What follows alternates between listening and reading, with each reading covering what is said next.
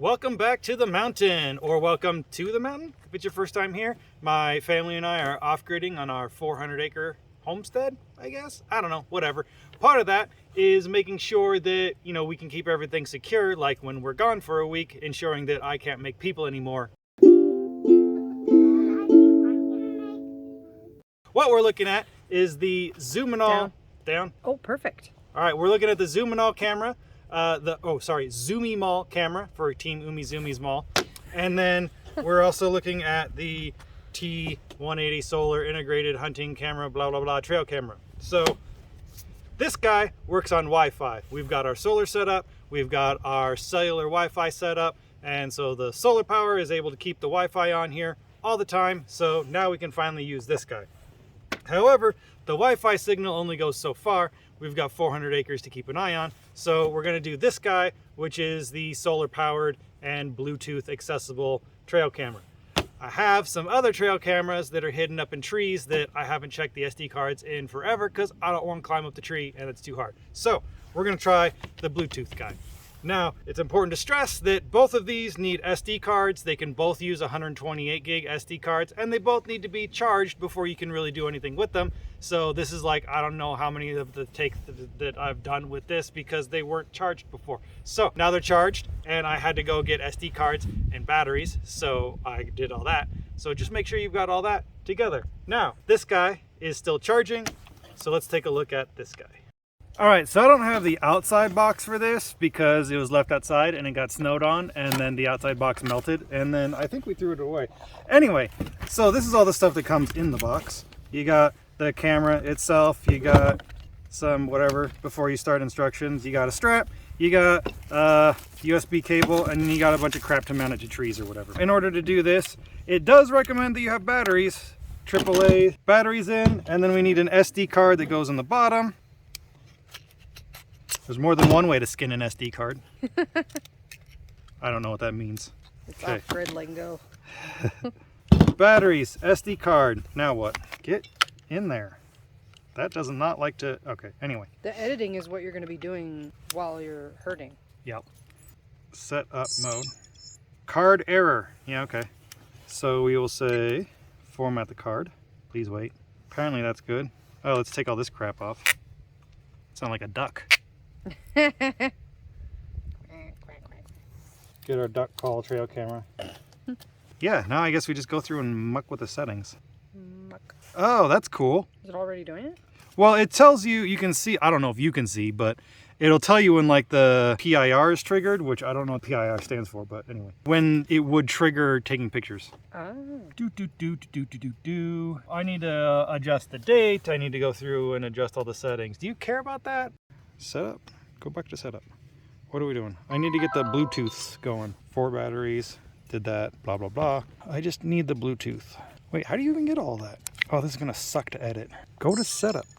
Dingus. How do I get to the setup? Wait, does this say Wi-Fi? I don't want to do Wi-Fi. Oh, okay. Okay, so you hit this twice to get into the PIR sensitivity, medium, time lapse off. I don't know. Okay. Ooh, camera password. You don't get to see this. Get out of here. Beep, beep, beep, beep, beep. Turn on Bluetooth. Okay. Okay, Bluetooth is on. Game Camera Pro 2. Apparently that's the app. All right. Wow, 5K downloads. That's not encouraging. I wish I could make this brighter, but I can't. All right. Yeah, allow it to the thing. Step 1. Hey, there we go. Slide the mode switch to on. Boop. Okay. And then, whoa, hello. Oh, I need to turn on a password here. Oh, okay. Here's where you put in the password. Auto record ready. Well, I'm not ready for that. Okay, so what? Click turn on Bluetooth and turn on the Bluetooth according to the prompt. Warning disconnected. What the fork? Users can view the picture or video which they downloaded before. When the user doesn't want to use Bluetooth function, just press the skip button on the camera and open Wi-Fi directly. I don't want to do that. This doesn't make any sense. All I want is the Bluetooth. Okay, hey, there's a camera. Dude, stop talking to me about Wi-Fi. I don't care about Wi-Fi. Oh wait, I guess I'm thinking about this wrong. Because this puts off the Wi-Fi signal, so I have to connect to the Wi-Fi signal. It connects to the Bluetooth, and the Bluetooth tells it to turn on the Wi-Fi? What? That's dumb, but okay. Dude, I'm connected. Oh, because I have to turn off my 4G. Oh, this is irritating. Great, I can't switch to the... Is it recording? I hate this thing. All right, I can see myself. So let's go to that. Okay, let's go to turn on Bluetooth. Sure, yes, do that. Turning on Bluetooth. Oh, okay, there it is. So we connect to the Bluetooth. We turn on the Wi-Fi, connect to this fucking thing, go back to the camera thing. Okay, so we are connected to this. Push that. Great, we're connected. Now, okay, that's what it's doing right now. Did it record me dancing around in front of it? Click the icon down here. It won't let me go to the videos that I said that I wanted to do. All right, so it's been a couple days. I got it figured out to where it would take the pictures, and I got it set up out here. Once I got the process figured out, it was all right. The turn off your Wi-Fi and turn off your 4G, turn on the Bluetooth, enable the Bluetooth on the camera, then connect to the Wi-Fi, make sure your 4G is still off, all that kind of stuff. The camera's set up, it's working pretty well. The first day after we got it set up, we caught trespassers coming through our property.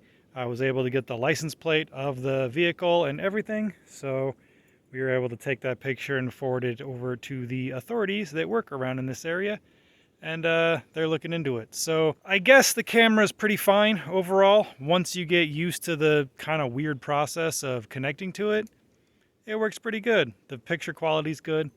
The solar seems to work well. So far so good, other than the kind of annoying process of trying to connect to it. So now let's go back in time and look at the Zumimall camera.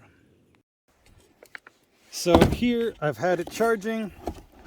I have the SD card inserted into here. I actually can't really get that SD card out unless I get some tweezers or whatever. But okay, anyway, so that's there.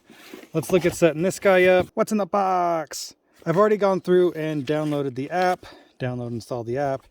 This guy's instructions are much more clear than the other one.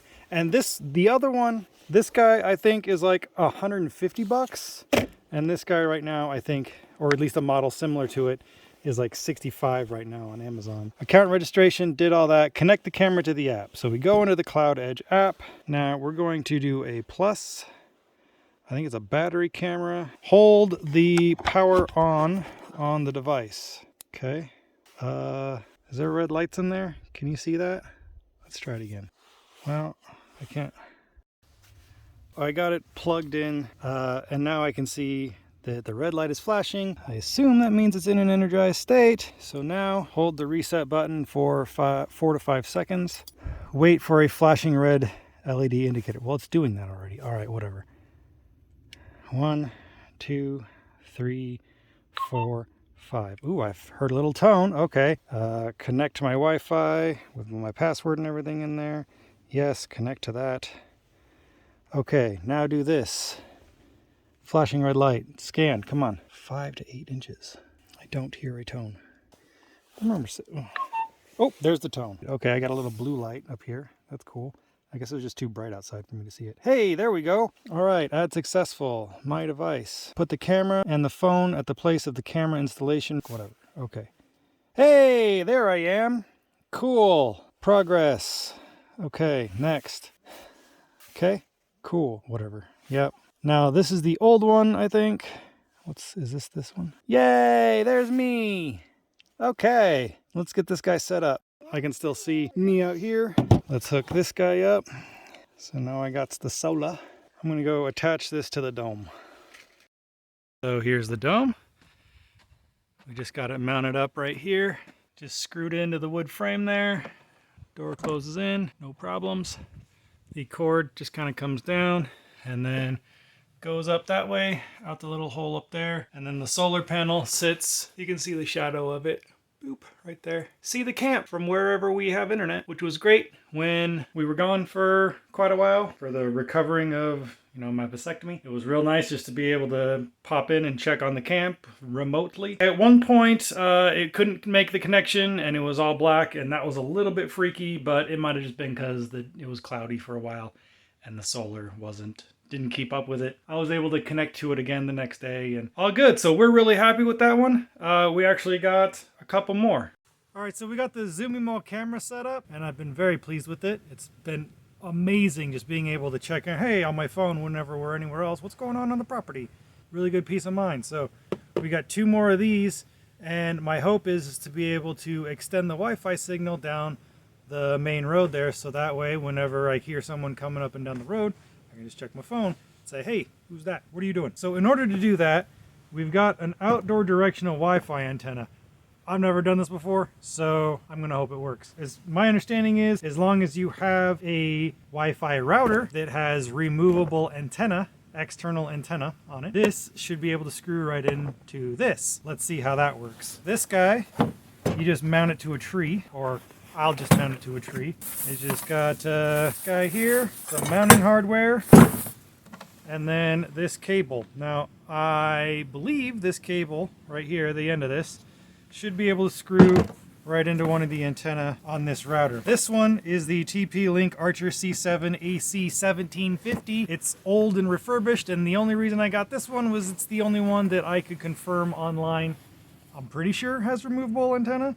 If it doesn't, I'm going to be in trouble. It'd be a lot easier to just walk into Best Buy, I think, and take a look at Wi-Fi routers, but the one I already have doesn't have removable antenna, and it can be hard to get good pictures online. So also, I think it matters which antenna you take off. Son of a bitch, these antenna do not look removable. This one doesn't have the knobby things to unscrew this. It was supposed to have the knobby things to unscrew this! Alright, so I'm in the Fred Meyer parking lot, and this is what I was looking for, what the other one should have. So this guy actually has it. The model number is what matters, not the AX designation. So if you're looking for the detachable things, that's what matters. So if we take a look at this, open this up, you can see that is what I'm looking for. That's what I'm looking for. I think that's like the inverted whatever, like this is actually a female and this one's, but they're inverted or something, I don't know, whatever. So that guy does screw on there exactly like I need it to. So hopefully that will give me the Wi-Fi signal down the driveway.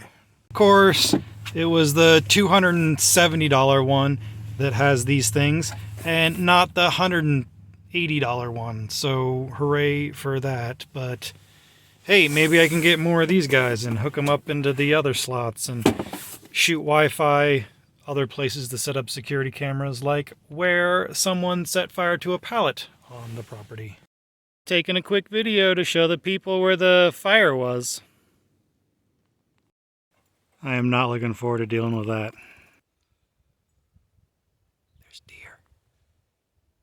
So right in this spot where people are known to screw around, and I put up a ton of signs about it, someone drug a pallet out here and set it on fire. It still smells like campfire, so I guess I need cameras over here, which is quite a ways away from the camp.